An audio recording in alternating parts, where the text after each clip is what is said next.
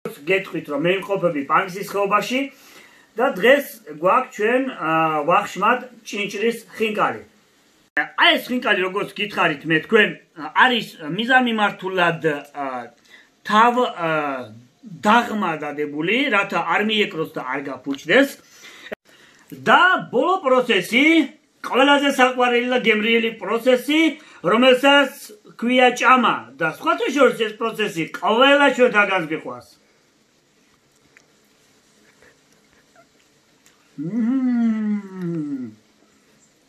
შიგთავსი არის ჭინჭარი, სხვათა შორის უგემრიელესი ხინკალია.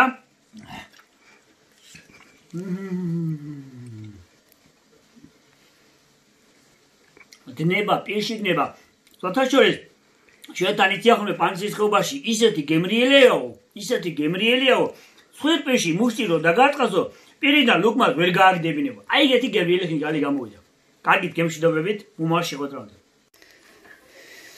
მოგესალმებით, ჩემო ძვირფასო მეგობრებო, მე ახლა ვიმყოფები პანგისის ხეობაში და დღეს მე უნდა გაგიზიაროთ ჭინჭრის ხინკალი.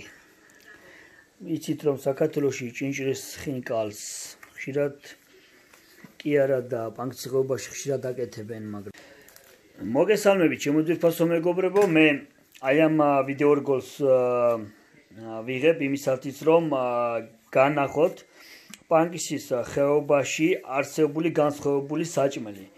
Ну, რა თქმა უნდა, ეს საჭმელი არის ხინკალი, მაგრამ შიგნით გული. რატომ არის ეს ხინკალი განსხვავებული? იმიტომ რომ გული იქნება ჭინჭრისგან. ეს ჭინჭრის ხინკალი პანგისის ხეობაში არის ასე ვთქვათ თავადური საჭმელი. ადვილი არ არის ჭინჭრის ხინკლის მომზადება. აქედან გამომდინარე, ახლა მე თქვენ დაგანახებთ, ჭინჭარი უნდა იყოს, როგორც ვიცით, ახალგაზრდა ნორჩი. ამავდროულად ეს არის თუ არ ვცდები ბალბის ფოთლები, თუ არ ვცდები ბაღის ბალბა მგონი. და ეს არის ნორჩი ჭინჭარი, რომელიც არის დაკრეფილი, რომელიც შემდგომ დაიკუწება.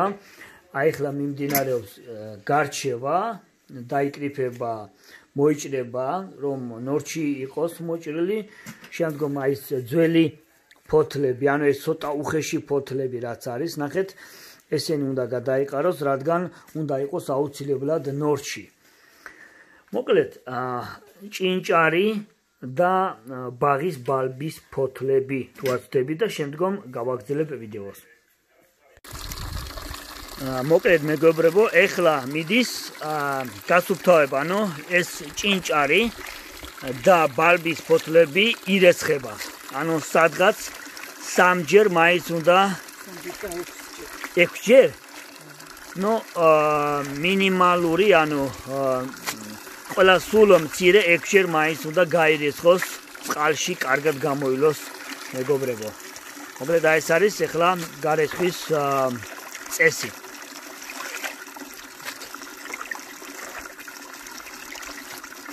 მოკლედ მეგობრებო, როგორც ხედავთ, ეხლა მიდის ჭინჭრის, ანუ მისი მომზადების წესი, ანუ პროცესია. ესე იგი რა ხდება? ზოგადად ჭინჭარი უნდა დაიკუწოს ცულის მეშვეობით, ანუ არის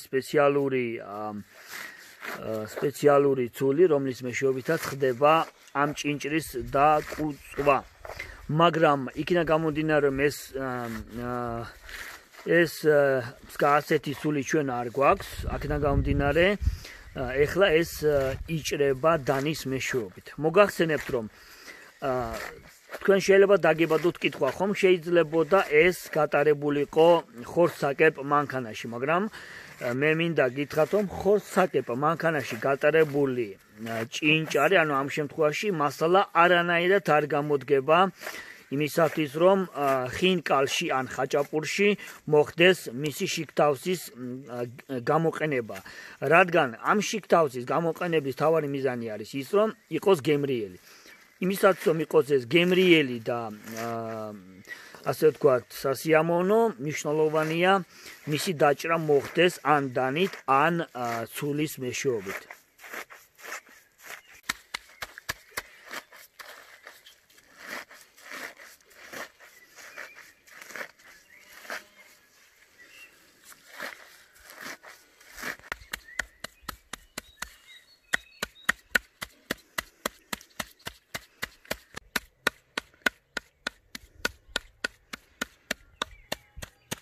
ესე კარგად უნდა დაიგებოს მეგობრებო.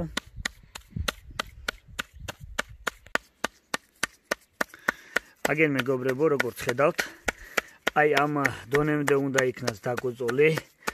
აბა დავათვალიეროთ, ნახეთ. ანუ როგორც გითხარით, ამისი დაკუწვა არანაირად არ შეიძლება ხორცსაკეპი მანქანით. ეს უნდა დაიკოწოს ან დანით, ან ცულის მეშვეობით. აბა გადაატრიალი ერთი. ნახეთ, ნახეთ რა ხდება. აი ესეთი მდგომარეობაში უნდა იყოს დაკეპილი მეგობრებო. მოკლედ მეგობრებო, იმისთვის რომ შიგთავსი მომზადდეს, საჭიროა სახლის ერბო, ანუ კარაქისგან დამზადებული ერბო. და რა თქმა უნდა ასევე ზეთი. ანუ ზეთი და ერბო ორივე ერთად უნდა იქნას შერეული იმისთვის რომ შიგთავსი მომზადდეს.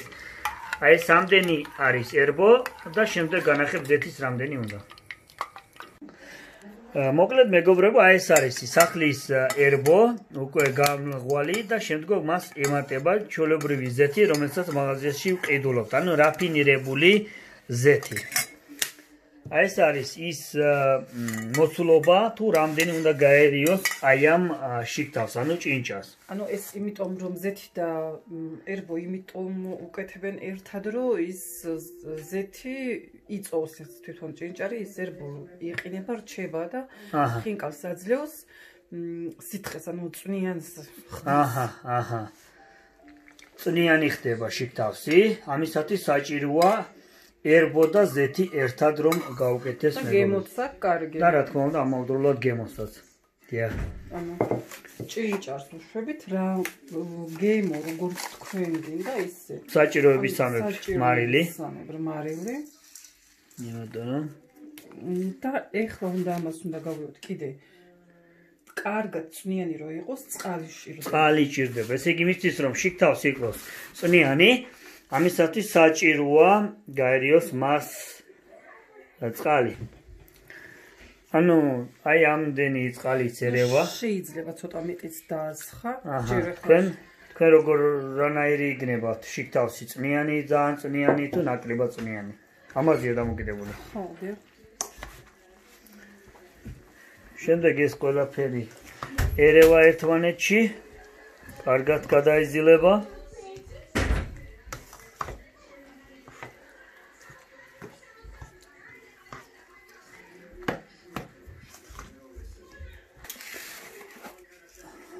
ანუ როგორც გითხარით, მარილი უნდა დაემატოთ თქვენი გემოვნებისამებრ.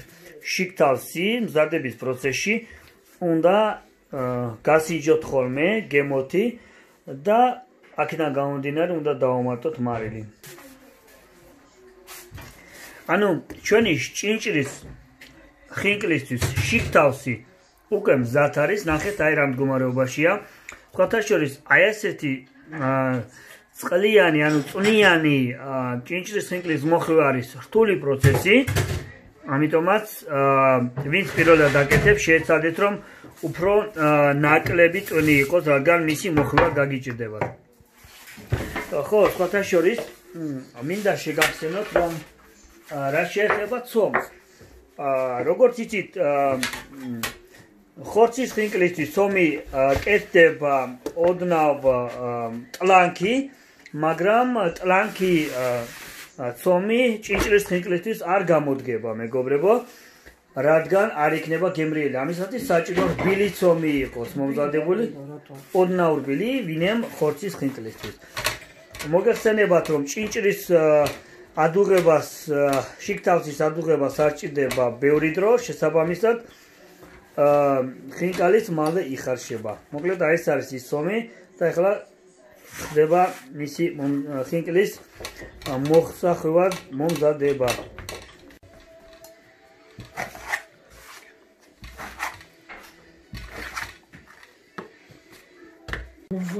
სხვათა შორის მეგობრებო, ცომის მომზადების პროცესში, ანუ მას აუცილებლად ჭირდება, რომ მარილი იქნას დამატებული. მარილი იქნას დამატებული. მოკლედ მეგობრებო, ეხლა დავისკეთ უკვე ხინკლის მოხვევის პროცესი და ეხლა შევხედოთ რა ხდება. აი იმისათვის რომ შიგთავსი არ გადმოიყვაროს, ამისათვის საჭიროა ხინკლის მომზადებული ცომი იქნას ჩადებული აი ესეთ ამობურცულ თევში და ხინკალი უნდა იქნას მოხვეული ისე რომ კარგად შეეჭიროს ერთმანეთს, რადგან შიგნიდან შიგთავსი ანუ წვენი არ ამოვიდეს. აი ეს არის თითოეულ ხინკალს აქვს 12 ნაჭდევი. აი ახლა ნახოთ ახლა აი ესე ჩაიდება, ნახეთ როგორი წყლიანი არის, წვნიანი ამ შემთხვევაში და ახლა შიგთავსმა არ უნდა დაასველოს ხინკლის ცომის ნაპირები, სხვა შემთხვევაში მათი შეერთება იქნება რთული. მინდა ცოტა როგორ დიდებია. აჰა. როგორც მთის ხალხში ფერება. ხო, მთის ხინკალი, მთის. არ ვაკეთებ პატარებს. არ მეყვარს პატარები. აჰა. რა ვქნა? არ გამომდის რამდენადაც არ უნდა ვეცადო, არ გამომდის პატარები. აჰა. ესე იგი, აი ხედავთ ჩვენ. აი ეს არის უკვე მომზადებული. იმით რომ ხინკალი იქნას მოხვეული.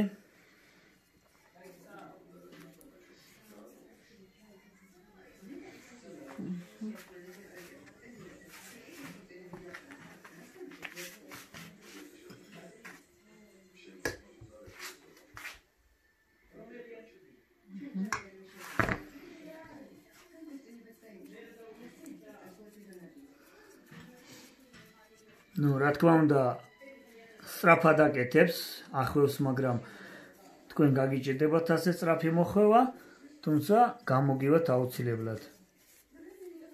ზედმეტი ცომს ვაცლით.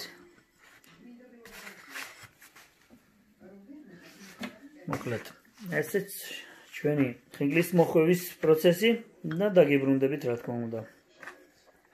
გამოუხარშოთ საჭიროა მარილის ჩაკრა, ანუ მარილი უნდა ჰქონდეს, რათა სადღაც აი 2.5 კოვზი მარილი, სუფრის კოვზი უნდა იქნას შაკრილი.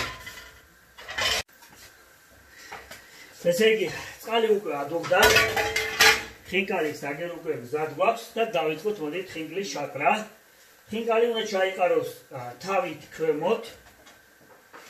ესე იგი, და პირველივე ჩაკრაზე შემდეგ აუცილებელია ქვაბის მორევა, რომ ძირს არ მიეკროს.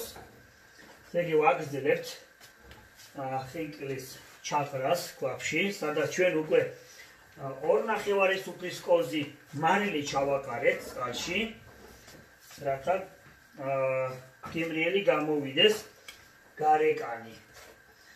ესე იგი, ამ ქვაბში დაახლოებით სადღაც 20-25 ხინკალი არის შესაძლებელი რომ იქნას შაკრილი. ბევრი არ უნდა ჩაიყალოს, რადგან მოხარშვისას შესაძლებელია ჩაიშალოს. აი ასე მორევა ძალიან მნიშვნელოვანია, რათა ისინი ერთმანეთს არ მიეკროს. კარგი, ესე იგი, ეს არის პირველი ეტაპი და აჰა, აგერ სუბოლო და კვლავ ისევ მოაცილება ისევე ვურევთ ამას, არაფრის დიდებით არ შეიძლება მეგობრებო, აქ შიგნით იქნას ჩაყოფილი ქაფქირი, რადგან შესაძლოა იქნას ხინკალი დაზიანებული. ამისათვის საჭიროა არა ქაფქირით მორევა, არამედ ხელით აი ამ მსგავს მდგომარეობას გავს ფორმატში იქნას მორეული. ეხლა დავახლებოდი და სადღაც თითო წუთის განმავლობაში მაინც დასაწყისში უნდა ვურიოთ კარგად, რათა ხინკალი ერთმანეთს არ მიეკროს. ესე იგი, ვაგრძელებთ კვლავაც, სანამ ადუღდება მანამდე თითო წუთის განმავლობაში ქვაბი უნდა ვატრიალოთ, რადგან შიგნით ხინკალი არ მიეკროს ერთმანეთს. ესე იგი, სანამ ადუღდება, ნახეთ აგერ ხინკალი ახლა ისე ვუყურებთ. ესე იგი, ხინკალი ადუღების პროცესში ძალიან მნიშვნელოვანია ყურადღება მივაქციოთ, რომ თანმიმდევრულად იქნას, ესე ვთქვათ, რომ ქვაბი გასქურაზე იდგას სწორად, რადგან ყველგან წვდებოდეს ცეცხლის ალი. სხვათა შორის ჭინჭირის ხინკალს არ სჭირდება ბევრი ხარშვა, რადგან მისი შიგთავსი არის ჭინჭრისაგან, აქედან გამომდინარე საკმარისია, რომ გარეკანი იქნას მოხარშული და ხინკალიც უკვე არის მზად. მეგობრებო, მოკლედ, აგერ ჩვენი ხინკალი უკვე მოიხარშა. არანაირად არ შეიძლება კაფქირის შიგნით ჩატობა, აი ესე ზევიდან უნდა მოვატაროთ და როდესაც უკვე ხინკალი აი ასე კარგად გაიბერება და მაღლა ამოვა, ეს იმას ნიშნავს, რომ უკვე ხინკალი თითქმის მოხარშვის დასრულების ფაზაშია. სადღაც 8-10 წუთი უნდა ალბათ მოხარშვიდან, მაქსიმუმი ალბათ ჩემი აზრით. და თუმცა თქვენ კიდევ მინდა თქვა, რომ ხინკლის ხარშვის პროცესიც არის დამოკიდებული რამდენად თუ ალი ძალიან კარგია, შეიძლება უფრო მალე მოიხარშოს, თუ ალი ნაკლებია, შეიძლება უფრო მეტი ხანი გაჭირდეს. ამიტომაც აქედან არის დამოკიდებული. ესე იგი, როგორც კი ხინკალი აი ასე ლამაზ და წყვილ-წყვილად ნახეთ ამოვა ზედაპირზე, ეს უკვე ნიშნავს, რომ უკვე ხინკალი უკვე დასრულების ფაზაშია. კარგით, ეხლა მე ამოვიღებ უკვე დავიწყებ ხინკლის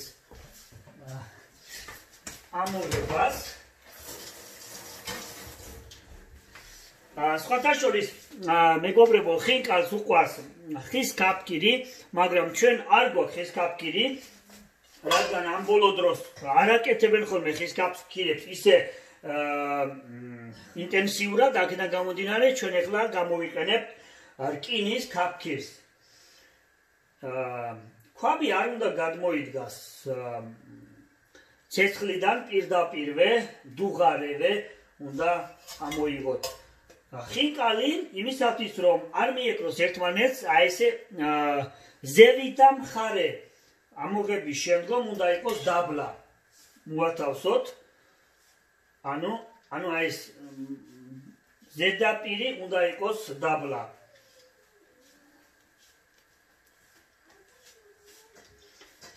ძალიან არ უნდა გადაიხარშოს, რადგან შეიძლება უკვე ხინკალი უკვე გასკდეს და შიგთავსი უკვე გადმოიღვაროს შიგნიდან.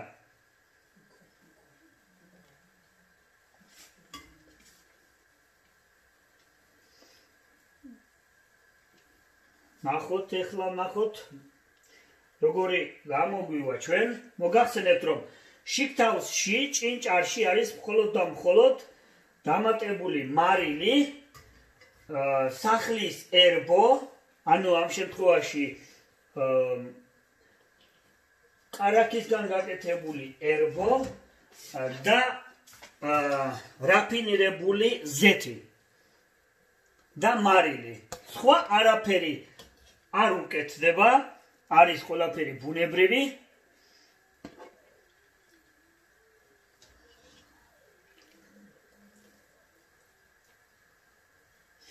კიდევ მინდა გითხრათ, რომ ხინკალი, მე ხინკალს მისდამი მიმართულება ვდებ თავქვე, რომ